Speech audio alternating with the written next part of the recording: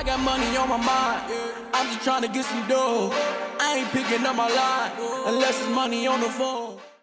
Welcome everybody to another episode of the BWR Renaissance Podcast. Your boy David BWR, 1/4 of the BWR Renaissance, checking in with my co-host Jalen. How you feeling, bro? What up? It's your boy Jalen, man. Feeling great. We got bloopers going on, so it's a great episode, man. The energy is great, man. It's Saturday, feeling lovely, bro. Ready to get this pod started. But before we get it started, we're just gonna say, y'all, please rate, comment, subscribe. Leave us a review. Let us know how y'all feeling about the podcast. If it was inspirational, let us know. If y'all thought it was trash, let us know. We want to make sure that we doing stuff to where we can get better. Like, just keep it honest with us. Keep it all the way funky. We your family, baby. Let's go. Yes, indeed. So with that out there, y'all, we're going to introduce our guest for the day. So, y'all, we got another North Carolina A&T alum on the pod today. Good brother out of North Carolina. He is the owner of RTP Mobile Fingerprinting.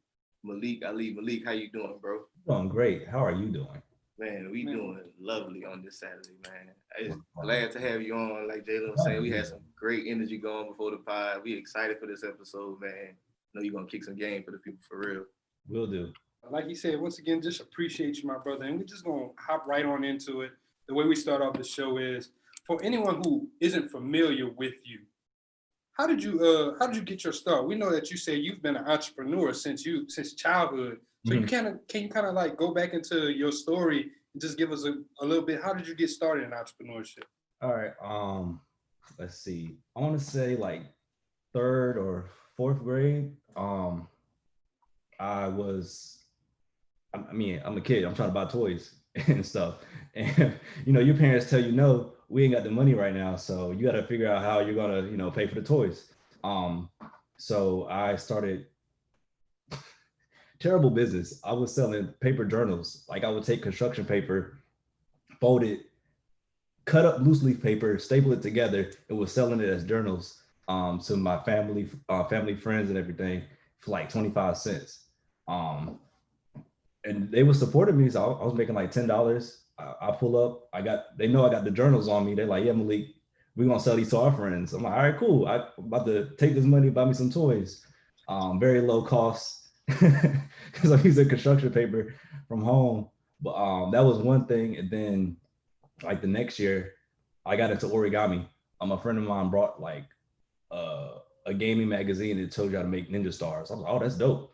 So we making ninja stars, throwing them at each other at recess. And then people like, we want ninja stars too. So me and a couple friends, we started mass producing them.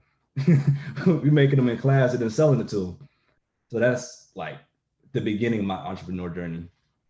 Hey, that's dope though. Like, even with the journals, because I could see like a need for that. Whatever kid comes into class, I ain't got no paper to write on or something like that. Hey, my brother, look, get a journal, 50 cents. Get that.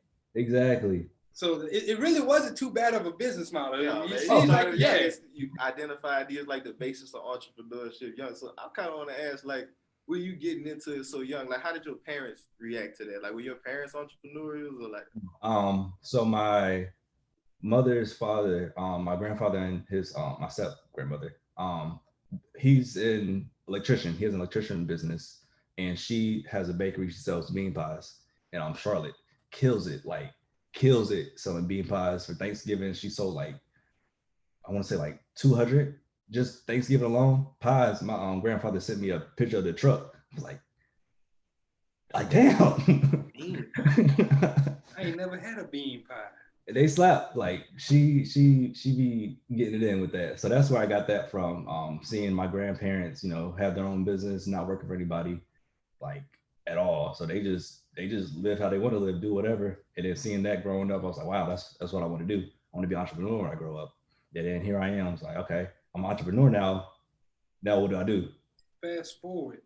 Once you went from making your ninja stars and your journals, what did it look like? What was that next step for you for getting a little bit more serious and starting to understand the entrepreneurial side? Elementary school through high school, I was in summer programs like every year. I was in engineering programs, biomedical. I learned about STEM, business programs, mainly those three. Like, I did a robotics one year. And then that's how I like my junior going into my senior year of high school, I was in the Summer Transportation Institute program, which basically tells you about transportation and business. So most of these programs, first off, I was at A&T like most of my life. Got a full ride there because of, my experience there. But the supply chain, that's how I learned about supply chain. I was like, wow, this is vital to business. Like, you can't have a business without a supply chain. You can't get your products produced.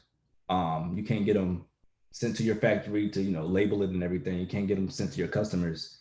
And reverse logistics, which is basically iPhones, for example, Apple will pay you to send them an iPhone because they're just going to reuse the parts and put it into the next iPhone.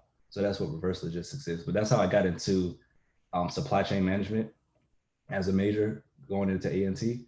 And that's where I spent my last years doing between the entrepreneurship and then school and then graduating college, and now I'm working in supply chain management. And that's really, really interesting and really, really important, because we talked about this off camera, just supply chain, and people not even really know what's going into supply chain. A lot of times people think, I just go to the store, I pick up the product and I walk out, but they're not thinking about the point from where it goes from factory, or even where it's from a raw good going to the manufacturer, then getting transported. So I definitely kind of want to dive in a little bit more. And can you just give people just the basics breakdown of what supply chain is? So supply chain is, getting a product from creation to the hands of the consumer. Simplest terms, that's all it is. With you being interested in that, how are you able to use that with you becoming an entrepreneur? Because it's really, really important, even for just a regular entrepreneur. How would they use supply chain in their day-to-day, saying, maybe I'm making t-shirts, or maybe I'm a person who's doing beauty supply. How does that affect me in my everyday life? Because we've seen supply chain take strains with COVID. Yeah. I'm trying to think of a good example. So let's use the t-shirts.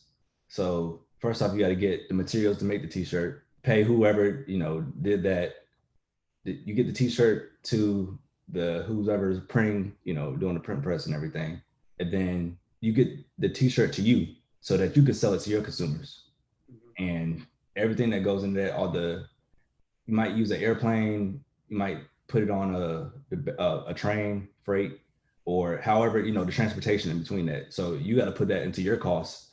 So that's why a lot of businesses for t-shirts, for example, it's made in China, made in Vietnam or whatever, instead of made in the USA, because it costs more. There's cheaper labor there.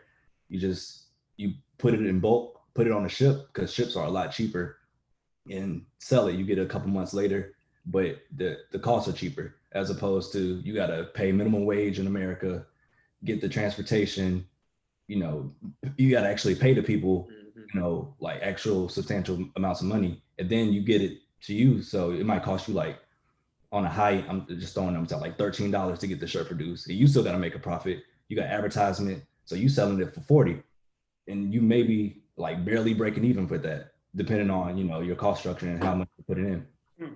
Yeah, I'm glad you talk about that, because it's important for people to understand all those different things. Because a lot of times, whenever we want to start businesses, that's something that a lot of people, everybody says start a business, but that's part of the education that you need fundamentally to understand. Because whenever you selling shirts, like you saying, or selling any product outside of maybe digital products, you're gonna have more cost than just one cost. You'll have the cost of acquiring, the cost of actually getting it there. Yeah, man, I'm glad you spoke on that. And I kind of want to talk now, like with that, kind of want to get into some of your entrepreneurial journey. So like, what led you toward the mobile notary course from our brother Andre C. Hatch? Shout out to brother Dre, man. Shout out to brother Dre. So last year, I started my first job doing supply chain management. I'm on social media. I'm looking at Twitter.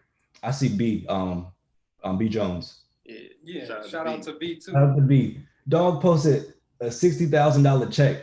He's off with the caption, just a week's worth of work. And I'm like, yo, I just got my first paycheck. It's Friday, payday. I'm like, 60 bands? I'm like, what in the world? So I follow him. Well, shout out to Hugo. I don't know if y'all know Hugo. Yeah, shout out to Hugo too. Stack season, right? Stack season. Yeah. So okay, going to that, I hit up Hugo. I've been in a group chat with Hugo for a couple years. I'm like, yo, put me on to everybody on Wealth Twitter that you know. So I'm trying to get it moving. I follow everybody. I see B in his tweet. I'm like, yo, I need to be doing something besides my job. So and then that's how I found Xavier C. Miller's podcast on Millionaire Mindset. So I'm listening to everything. I started from the beginning. I'm listening to every podcast. I'm like, what can I do? What business can I start? How can I make money? And I don't know what episode it was, like episode 17, 18 of it. And Andre C. Hatchett was on there talking about being a mobile notary. And then my grandfather, who's an electrician, he's a notary as well. But he talked to me about it. I was like, because the rules in North Carolina, you can only charge $5. I'm like, I'm not about to be doing business, driving, charging $5. So I was like, yeah, that's that bullshit in North Carolina. I do not take appointments in North Carolina. So that was like a couple months. I was like, yeah, I'm not $5. I'm not about to do that. It costs like $100 just to become a notary. And then I'm listening to yeah, like it just didn't make sense to me. So I'm listening to the podcast. He's like, yeah, I got notary, fingerprinting, apostilles, and you can make like $150 per appointment. I'm like, this ain't what I heard. So I look into that. So I want to say that was like May, June. And then I was following everybody on the podcast. I listened to it. They spit the information at the end. I'm following them, trying to see what can I do. And then I see that he was having a sale. It was like a band. I was like, dang, I just started working. I ain't got the funds like that for real. I went to Thailand before I started working. And then I put it on my credit card and accidentally paid it off. So I was like, damn, I'm missing like $1,500. And Conclave was coming up. Shout out to Cap Alpha Psi Attorney Incorporated. It was in August. So I'm like, but I'm investing myself, because if I'm making $150 per appointment, that's easily gonna make my money back. Mm-hmm. And so I did that. I hit him up, sent him the bread, started listening to the course, watching the videos, got my website up, became a notary by the end of August, started my business in September. First client, $300. It was a doctor. They needed fingerprints. I was like, yo. Like, right? And it cost me like $300 to start the business. So I'm like, I just made it back. $1,400-$1,500 invested just, to start a business and get education to start the business. And then I made $300 my first appointment. I'm like, all right, yeah, I can get down with this.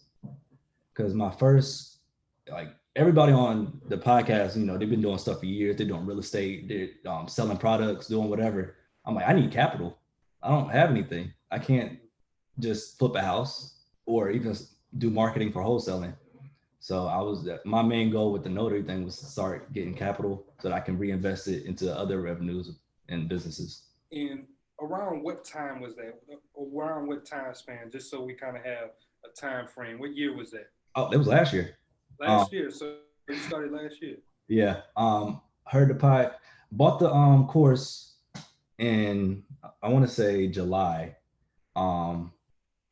Took the notary test in August. There was some issues with my mailing address and all that. So I got the notary license at the end of August, got the website up. It's up like September 15th, client September 22nd, $300. Hey, turn up.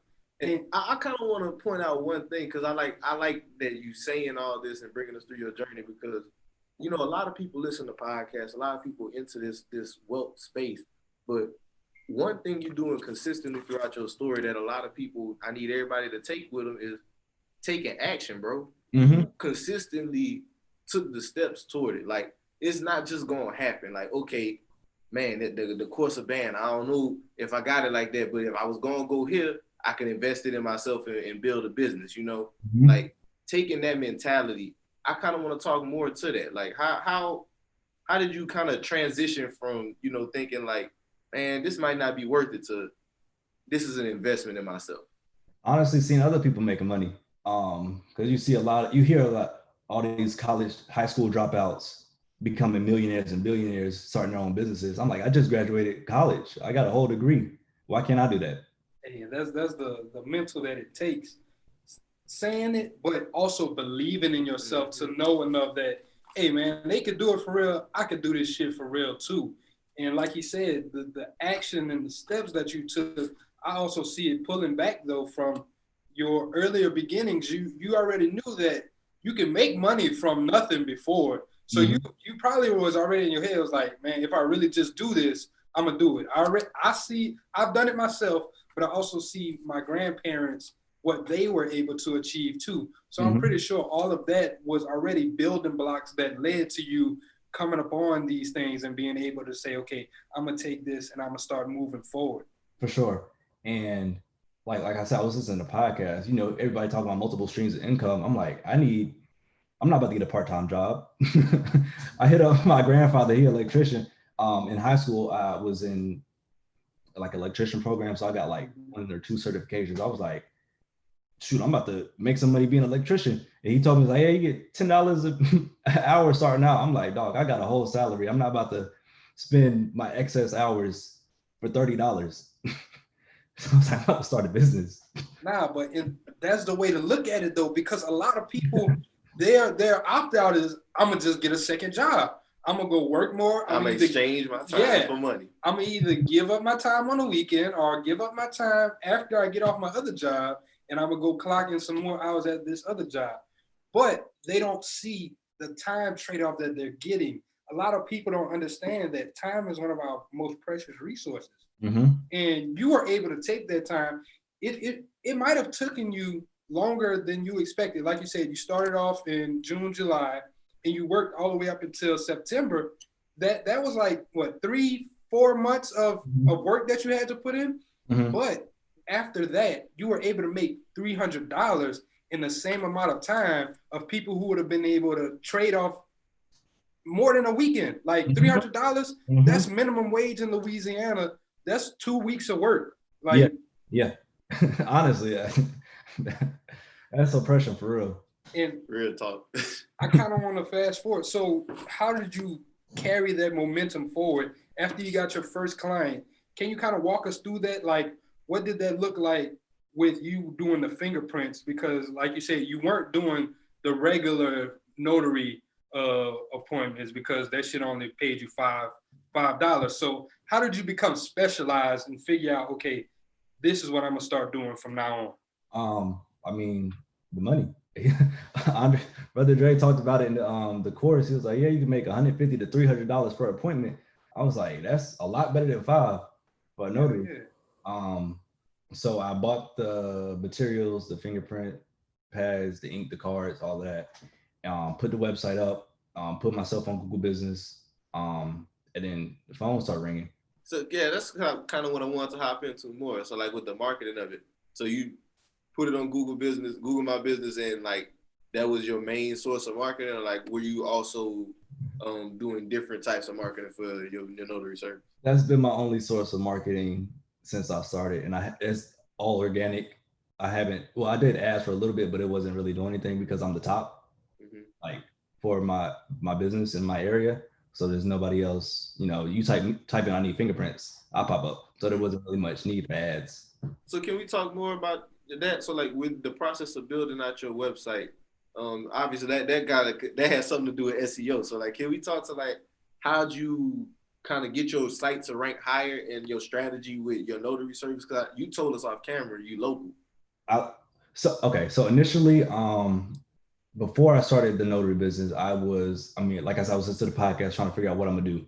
So I started learning about coding for 2 weeks. I did like a trial thing. I was like, yeah, this is not it for me. I made a little website. I was like, yeah, no, barely a website. I just put my name on it, put a picture of me on there. I was like, yeah, this is not it. Then I started an e-commerce site where I'm selling AirPod cases. I'm about to relaunch that next year, but I just didn't know what I was doing. So you hear about SEO, copywriting and all of that marketing stuff, Facebook ads. And I'm like, okay, I need to figure out how to do this. So I applied the same SEO information to the fingerprinting and the notary. Like think about it, when you're Googling something, you're going to type in exactly what you're looking for. So I'm going to put that on my website. You need fingerprints? I got fingerprints. You need a notary? I can do that for you. What's up? Same thing with the apostilles. Like people, I'm gonna talk about that later about the apostilles and everything, but people type in, I need an apostille. how can I get an apostille? How can I get fingerprints? Notary near me. I put all those words on my website. So that's what pops up. That's smart though.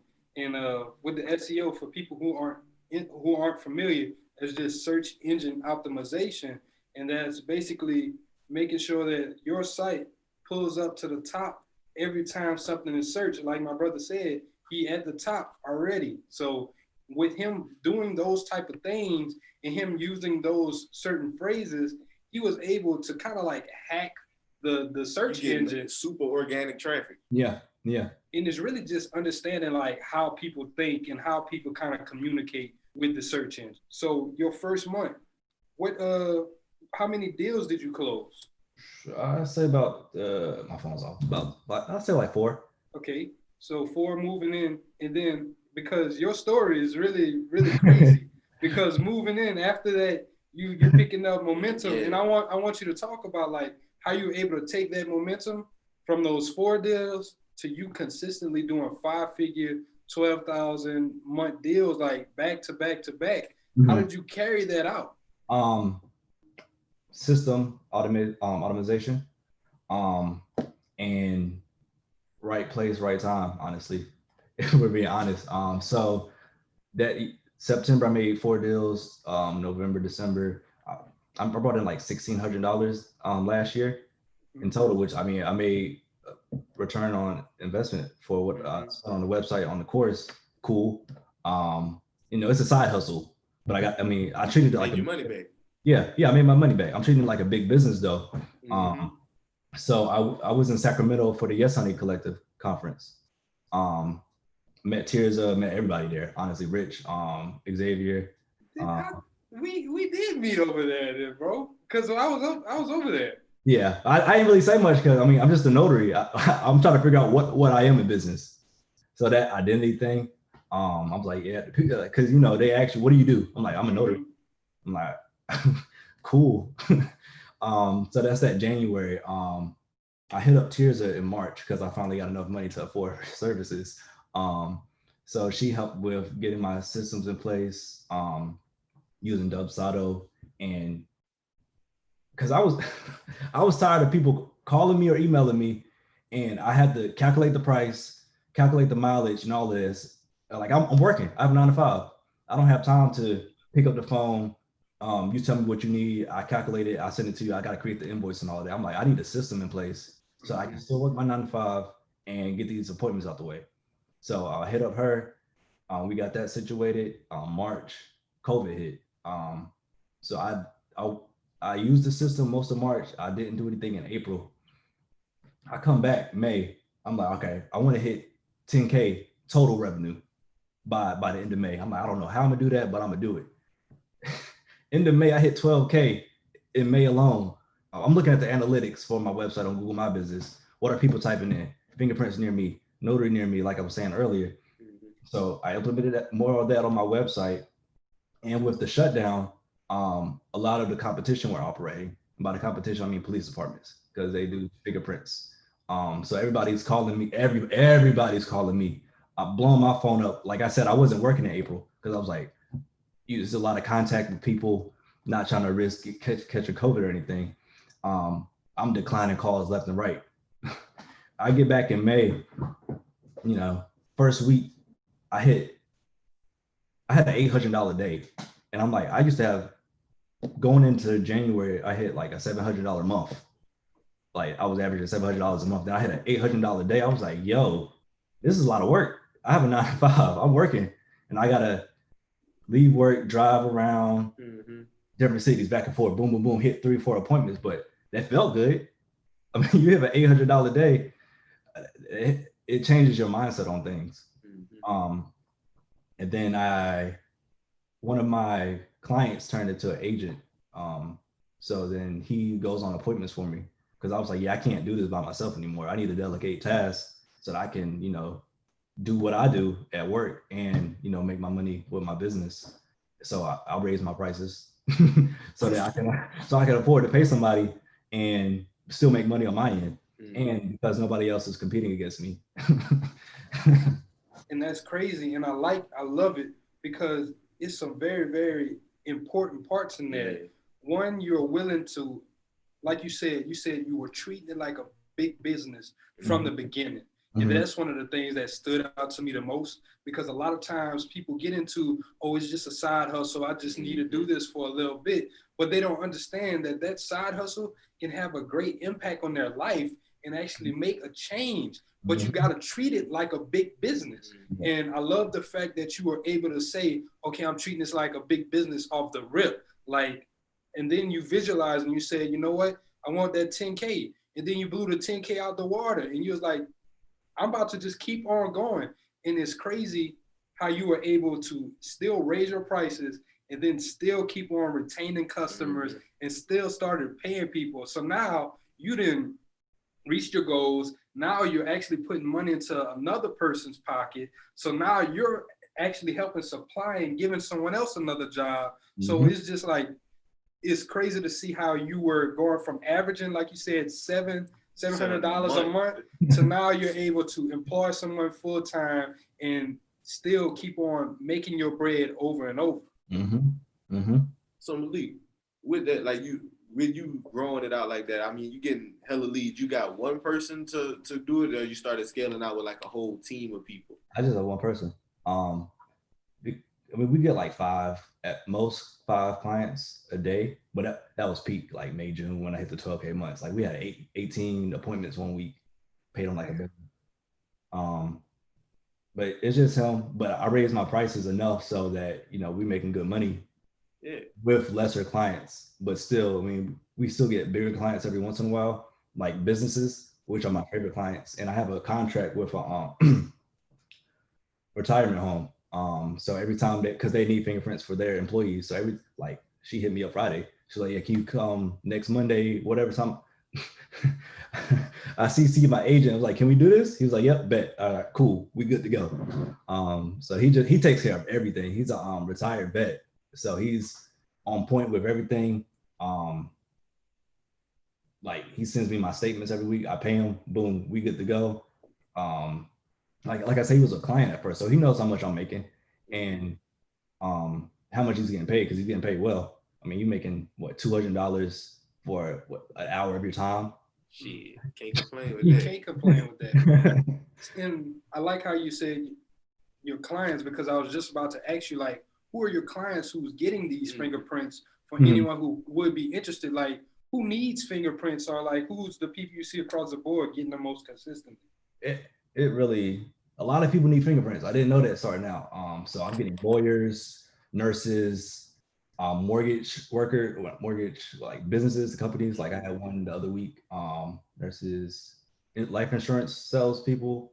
I had a huge client in May and June when I hit 12K month. A call center. They selling Medicaid on the phone.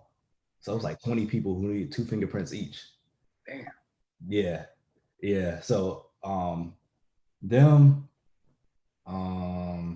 doctors, a lot of doctors, because, you know, background checks. It's primarily for background checks. People who need concealed carry weapons.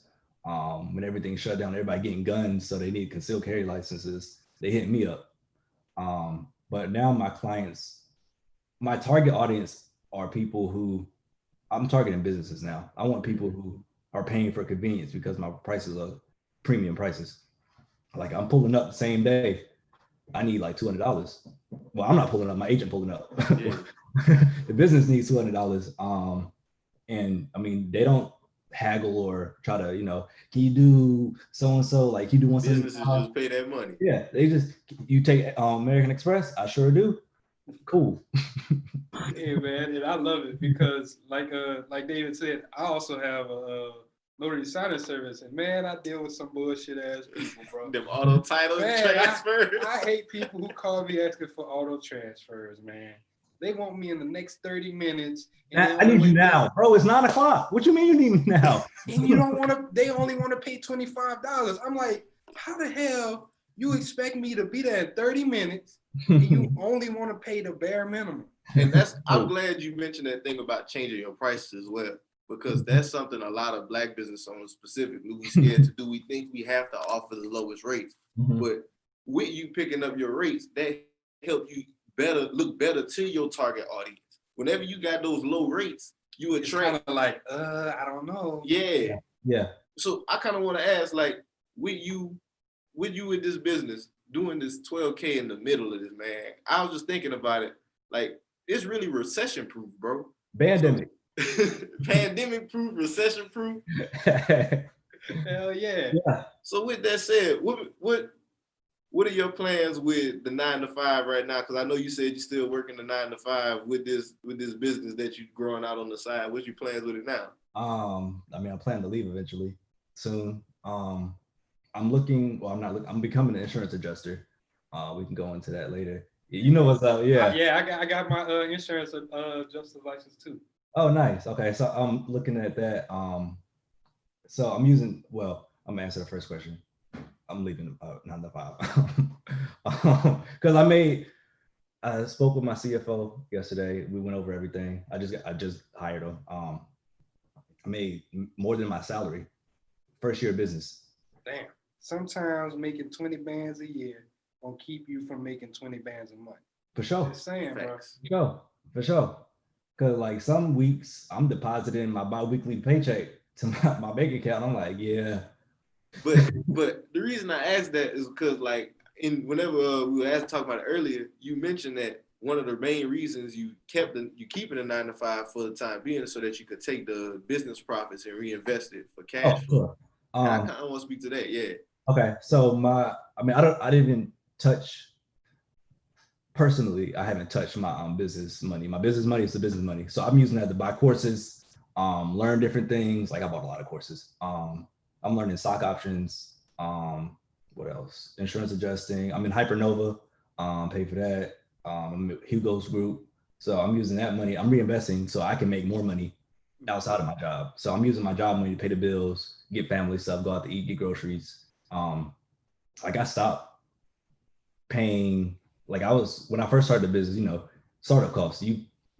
My paycheck, I'm taking some of my paycheck, I'm putting that into the business. Now it's just the business paying for itself, the business paying for my next businesses. So that's where I'm at with that. And my 9 to 5, keeping benefits and all of that, consistent money, health benefits, health insurance, all of that good stuff. And, just leveraging that until it's time to jump shift. And I love how you're taking that to reinvest in those courses and things like that too, because you're able to write that off now. As just I found that out. I was like, oh, I'm getting all the courses. I'm gonna learn everything. Everything. But it's so crazy because like you're making bread, but you also spending that money to make more money. And a lot of people don't understand that's how you play the game. The business owner is being a business owner is the ultimate hack. It is a big hack. And we talked about it on the last pod. Like people want to take their profits out too early. They start a business in order just to try to get out of a current situation. They start a business. Yes, instead of looking at it for a long run, they want this business to start making money for them now so they can leave the job 2 months down the road. But that's how you kill your business off the jump. Because you're relying on it. You using your profits to pay rent and feed yourself. But I think that's where the mindset comes in, because initially I start my business, I'm getting capital. I'm using this revenue to start a bigger business. But a lot of people, for what I've seen, they start a side hustle because they need money. They need an extra $200-300 to get groceries for their kids. And they're not reinvesting their money. They can't reinvest their money. They need to eat. So I'm leveraging my job so that I don't have to deal with that. But that's also, it's a mindset thing and a situation thing. You're right. It is like a situation thing because some people do need it, and some people's situations are different. But if you can hold out, don't pull the profits out, because like you just gotta build it up to where it's stronger. You keep on putting that capital back in. Like my brother said, man, start buying those courses, or even whenever you have to start buying supplies for your business. Product. Yeah, like you can do all of that through your business, lower your taxable income, and it's just gonna help you out in the long run. Mm-hmm. Mm-hmm. And I kind of want to go back to the apostille too, man, because you talked about it. Is the apostille the same as with the fingerprint? You can charge more than that? Oh yeah. Like I had a $2,000 client the other month. For one apostille? No, it was like Okay, so it was like 20 something documents. And for people who don't know what a apostille is, it's like an international notary. That's literally what it is. So for example, somebody might need a power of attorney because they have real estate in Spain, for example. A regular notary is not gonna work for that because you got to get that to the Spanish government, and like what is a regular notary? You in North Carolina, we need the federal approval for us to recognize it. Okay, you gave this person permission to sell this house in a different country. So going back to my $2,000 client, my website's been down for a while. I got to get that put back up. Technical difficulties with that. They called me. They're like, yeah, it's a business. We said we need 20 documents, apostilled for our company because we're expanding. I think there was like a pharmaceutical company. They trying to go to India. So first, for the first apostille document is $100, and then $75 for every additional document after that. So, and then I pulled up on them. They was like 2 hours away, so I charged them like a $300 travel fee just for me to pull up, take their documents, ship it, and ship it back to them. Ship it to the Secretary of State, and then ship it back to them, fully filled out, 2 bands. It's so niche though that like it. Whenever it's that specific, I guess you can charge that much more. Mm-hmm. Because like you said, not everyone's doing apostilles, and not everyone has the knowledge about apostilles. There's a lot of people who get in the notary game. They just think, oh, I'm going to just sign auto titles, or I'm going to do this and that. But they don't understand that there's some good money out here that you can do too with the apostille stuff. Like that game's crazy. I really thought an apostille was the same thing as a notary. Honestly, I did not have the knowledge that this was different. Yeah. But like he's saying, you also dealing with a different target and a different demographic too. Because I remember my first person though, it was a Spanish speaking person who needed a apostille. It was a birth certificate. They were trying to do something with school, and it was kind of hard, like the language barrier and stuff. But after taking Brother Dre's course, like he prepares you, he tells you, what you have to do, what you have to say to him. And as long as you can provide value and make people know that you know what you're talking about, because a lot of times with this notary thing, a lot of people just looking for help. They're looking for some That's answers. all it is. That's all it is. And all you have to do is be able to provide that value and give them those answers and make them feel comfortable, like, oh, this person knows what they're talking about. And 9 times out of 10, you're going to get the business. Like, and to piggyback off of that, like you're helping people. And it's like really, like you can see that you're helping people. Like I got an apostille request a couple months ago. Dude in Korea, his visa about to expire. He about to get deported from Korea because his visa about to get expired. COVID, he can't do nothing.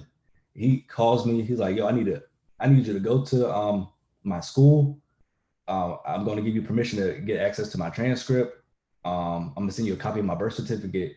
Get these apostille and then send these to me so that I can stay and work in Korea.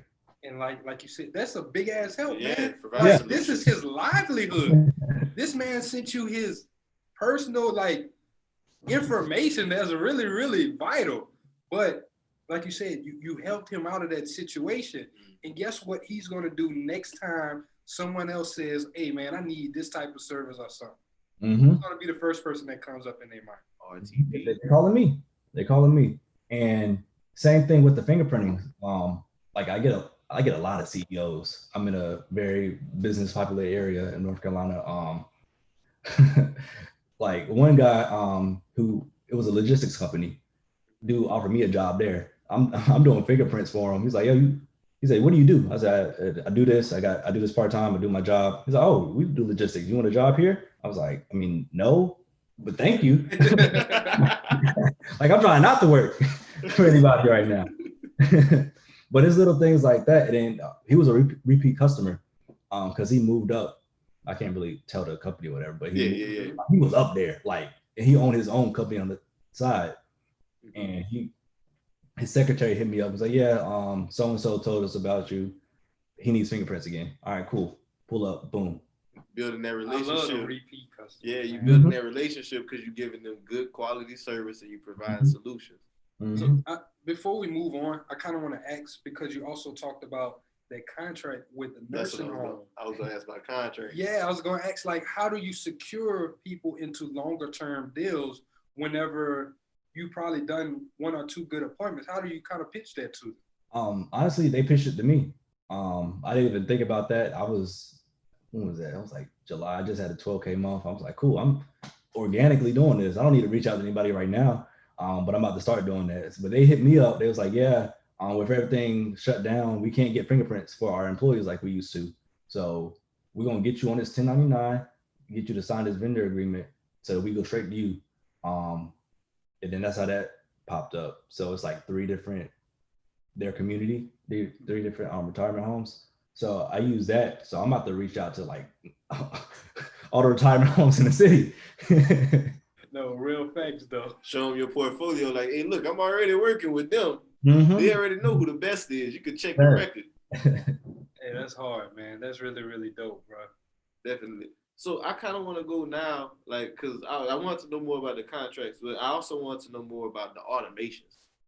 Just like some of the things, like, I know you got help from T with it, but like some of the things on the back end that like help streamline some processes with this notary thing. Because I know you mentioned like you don't want to have to talk to all these people and like qualify your leads with that. Like, so yeah. Starting off, my prices are on the website. You're not gonna call me and not know what I'm charging you. But then along with that, I'm getting emails, calls. Hey, can you do this? Are you open now? I need so and so. I'm like, bro, I don't feel like dealing with this right now. I'm chilling. I'm just trying to see that you paid me, and then all right, cool. I got to put me. I got to reach out to you. So with the automations, big shout out to Tirza. Major shout out to Tirza. She's the reason my business is the way it is right now. Hey, man, T is the GOAT. If y'all don't know about that lady there, killing it. So I hit her up. I'm like, I can't keep doing this. It's just me. I didn't plan on getting an agent at the time, but it's just me. So she set me up with Dub Sato. I told her what I needed from the workflow. The workflow is basically they put in the information, what goes into that. They get an invoice, they get an email, they get a calendar invite, So I told her I need collect their phone number, email, how many cars they need, where they at. That's an apostle call. I'm not gonna take that right now. Making money on the pod, man. Yeah, I better get that damn course, man. Hey, go ahead though. But so she set me up completely. So they just click on the website, click to book an appointment. They fill out all their information, pay me. I don't go on an appointment without getting paid. I don't schedule an appointment without getting paid. So they pay me. It sends an email out to my agent. He contacts them. He sets it up on the calendar. I see it on my calendar. Okay, he got an appointment with so and so at whatever time. Boom. And then he completes it. He gets paid at the end of the week. I love it, man. Once again, shout out to T, bro. And I gotta connect with it. I need some help on my stuff. I'm tired of getting these damn calls from these people who waste my time, bro. Pandemic proof, man. I love it, man. I just love it. The man just got the call on the pod, man. I love that you shit. You should have answered it, man. Hello? Yeah, man, that's gonna be about $300. I love it though, bro. Definitely kudos to you though, my brother. My brother's out here killing it. He's shining, bro. Yeah, man. You got anything you wanted to touch on before we pivot? Stay in your lane, business-wise and life-wise. You don't even gotta worry about everybody else for real. Because a big issue with me starting off was, like I said, I was into the podcast. I'm seeing these millionaires, people killing it. I'm like, yo, I'm about the whole stuff. Yeah. Like you making what, doing what? I'm trying to do everything. But at the same time, like I'm running my business, I'm working my 9 to 5. Like I was running my business. Like I'm getting off, I'm going on appointments. I don't get home till like 8 or 9. I'm driving, I'm doing appointments. Like that gets tiring after a while. Mm-hmm. And then I was like, okay, I need to automate this so that like Andre said in his podcast, you gotta fire yourself. So take myself out of it. That's my goal for next year, to take myself out of it completely. But that's after I hit like 6 figures so I can pay a VA or whatever and all the agents. But I'm definitely hitting six figures with this business next year. Oh, now I like how next month. My brother gonna hit that first 5 months. For sure. But yeah, definitely stay in your lane because there's a lot of stuff out here. Man. And that's what was killing me. Cause like I'm in Hypernova now. I'm in Hypernova. I'm flipping stuff. I was flipping PS5s. I got my PS5. I got my family a PS5 and mine for free because the profits from selling the other PS5s. But I'm in Hypernova. I'm learning stock options trading and just doing different avenues where I can do this, boom, boom, boom, get out, continue about my day, still got my business going, doing my 9 to 5, but nothing's, colliding with each other. And can you also let them know how old you are? Oh, I'm 23. My birthday next month. I'll turn 24. Hey, man, shout out, man. The young boss, man. My brother out here really just bossing up, doing some great things.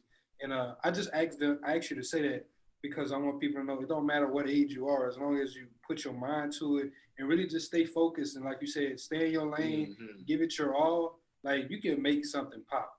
You just have to really just follow the T. If someone gives you the blueprint, follow it. Don't differentiate from it. Don't try to put your own swag on it. None of that. Follow the damn blueprint, bro. And like my brother was saying, always it's always about your focus. Brother Dre talked about that too. You can't build them all at once. You do focus like, okay, I'm putting my time here now. I'm putting my time there now. I'm building my time there now. Like you can't be distracted in all of them. You gotta like give them their time to grow and then you branch. Yeah. So that's like I was saying with the reinvesting, like I'm launching my personal brand, traveling, business, and lifestyle. So it's just me. I'm trying to monetize stuff that I do so I can get paid for it and have that stuff be free. So I'm doing that, relaunching my e-commerce and then just reinvesting everything. Hey man, I love it, dog. So look, we're gonna pivot to the last section and we'll talk about what's on your timeline. What's something that you saw? I know you're familiar with it. So what's something you want to talk about that you've seen? What's really big right now on my timeline is the 31 days of investing with Hugo. Well, that's not investing with Hugo, but Hugo started. So basically that's initially started with, you could save 10K you could save 10K a year by saving $27 a day. So Hugo took that and was like, yo, we're just gonna invest all of December, $27 a day into whatever, crypto, stocks, fractional shares. You don't even gotta buy a whole share with M1 pies and all that. So that's really big on my timeline. Because people don't know that you can invest with $27. They think you need 10 bands so you can buy like 3 Amazon shares and make like $200 every time they go up a few dollars. But it's more stocks than that. So that's really big, seeing the new people investing and just not spending their money on nonsense. I like that. And see, I saw the 31 days of investing, but I didn't know the whole. I wasn't familiar with it. Really. I didn't know the whole premise, like behind the $27 a day and stuff like that. Yeah, that's really, really dope, man. We got to get Hugo on the pod, man. Hugo out there doing some dope shit. Can your audience handle Hugo? Hey, it is what it is, man. Keep it raw, keep it real. It don't matter. Yeah.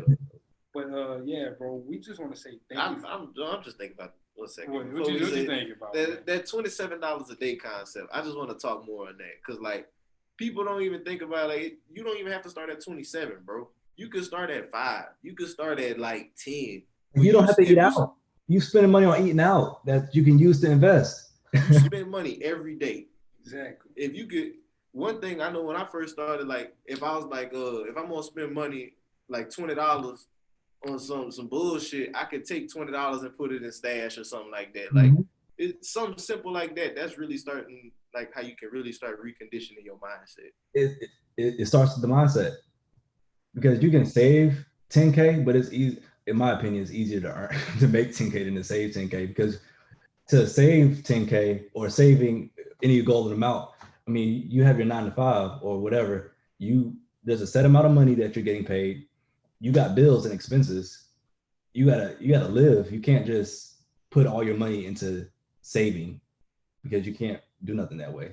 That's really like facts. The earning versus saving it's also just that slow roll, because you'll be putting money here, then you look at the account, oh man, I thought I was gonna have more than that. So then it kind of like discourages you. Then you just go on and you forget about it, start taking it. You know what? I'm gonna just fall back into my routine. I'm gonna go eat this Chipotle this day, do this day. But like you said, if you discipline your mindset and say, you know what, let me add up how much money I've been spending on food. You might want to start taking that money that you would have spent a week on food and start investing that. Start cooking at home. Start making you some sandwiches. Eat you some ramen if you have to. But it's all about the delayed gratification of what's going to be paying you more in the future. That's really what it's about, the delayed gratification. Like last year, I wasn't eating out. Like, I mean, I got a nice salary and everything. I'm cooking rice and air fried chicken and vegetables, having that for lunch and dinner. Hey, and it be like that though, man. And I remember whenever I was at my Sterling job too, same thing. The chicken, and David had made a very prominent point to me. Like, people will talk about you for bringing food from home. Like, why you not going? Yeah, like you crazy or something. Like, yeah, like, no, food. Man, why are you spending all your money on this damn food? Lunch only $7, man. You can't spend $7. That just add up quick. Exactly, $7 over 5. We getting paid 14 hours. Come The on, math bro. ain't happening. You hustling backwards now. Yes, yeah, indeed. man. I love the mindset that you have, my brother, and I can't wait to see more things that you got coming, dog. Thanks. And definitely just wish you the most on your journey, bro. For sure.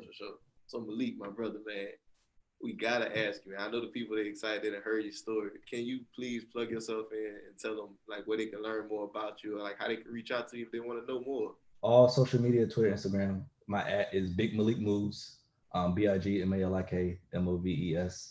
I'm launching my personal brand hopefully next month. Working on that. So you can definitely find all my information on there. So that's gonna be malikmoves.com. And that's just, you're gonna get travel, business, and lifestyle. So with the business, I'm really focusing on people my age, people younger, people in college, because that's where, that's my friend group, that's people I know, and helping them see that you don't have to just work a 9 to 5. You can invest, you can start the business on the side and just change people's mindsets and motivate them that way, because they know me. So they can see, oh, I went to school, Malik. Mm-hmm. Like, you making $12K a month. I can do that. That's what I want to be for people. And then with the travel, I travel all the time. I would have been in Africa right now, but COVID. Man, I love it, bro. I heard about whenever you said Thailand too. We'll talk about it off camera though. Okay, bet. But yeah, because I was studying abroad. I went to Spain, Greece, and China when I was undergrad. And I'm on Instagram and Snapchat. I was on Snapchat and Instagram like, yo, I'm out here doing da-da-da-da. I'm with the tigers. People looking at me with tigers. I'm like, yo, I want Black people doing this. So I'm in my school speaking to, upper class, lower classmen, people coming into school about studying abroad, high schoolers. They hit me up, email, can you come and speak to these high schoolers and tell them about your experience studying abroad? I want Black people abroad instantly, but not with COVID, but. Yeah. I ain't gonna lie, I wanted to go study abroad too whenever I was in undergrad, but I had that little fear. And I also was like, I don't know if I got like the money and shit, but I should have definitely fucking took it. Hey, facts, because that's the only reason I got student loans right now. Because like I said, I had a full ride at A&T for supply chain management. But then I went to Spain for a summer, and I don't got the full ride. It was like 12 bands I had to pay. My student loan's not that bad compared to other people. Yeah. But it was worth it, the experience. Hey man, and that's all that matters, bro. Like, you get to experience, and like you said, you opening up those doors and breaking down those barriers and letting Black people know, like, we don't have to be confined to the hood. And even if you go to school, you don't have to be confined to that. Like, there's so much more opportunities that are out there. Man. Too big. The world is too big.